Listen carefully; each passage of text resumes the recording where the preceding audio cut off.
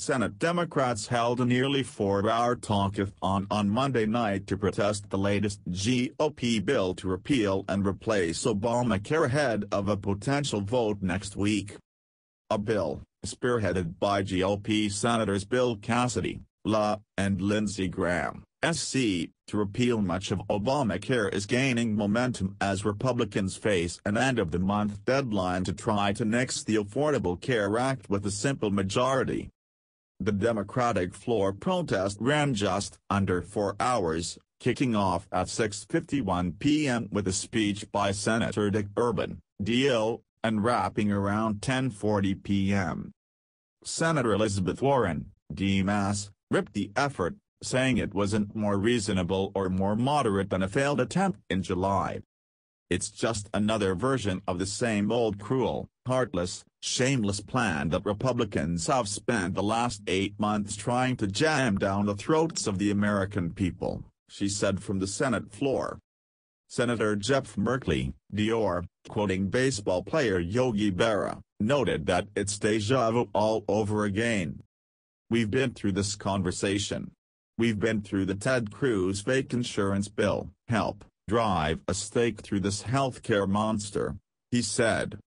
Senator Cory Booker, DNJ, said the upcoming debate over the Graham-Cassidy healthcare bill is a moral moment and a call to the conscience of our country.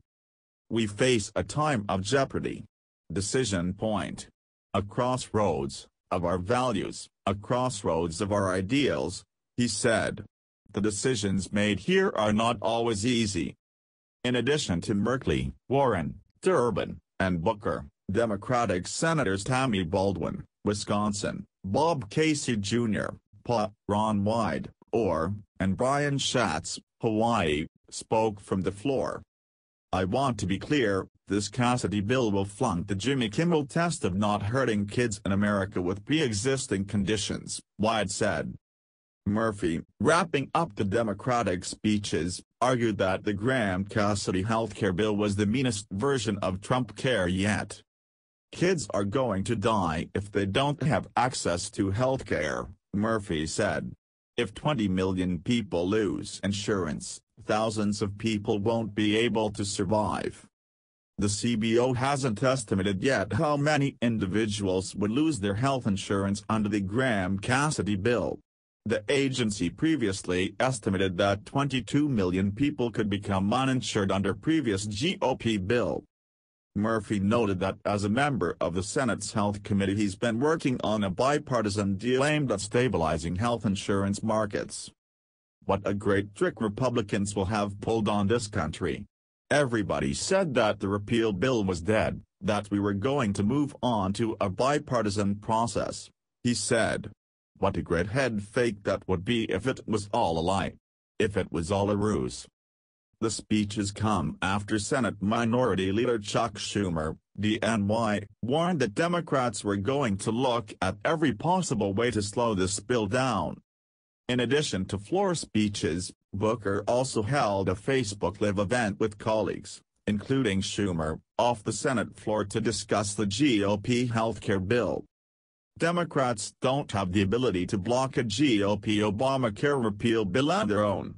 Under the special reconciliation budget rules being used by Republicans, which expire at the end of the month, GOP lawmakers can avoid a Democratic filibuster and pass a healthcare bill with a simple majority.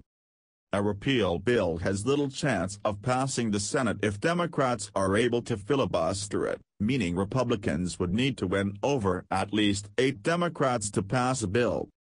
The bill by Cassidy and Graham, as well GOP Senators Dean Heller, Nevada, and Ron Johnson, Wisconsin, would end funding for Medicaid's expansion and the health care law's subsidies that help people buy insurance.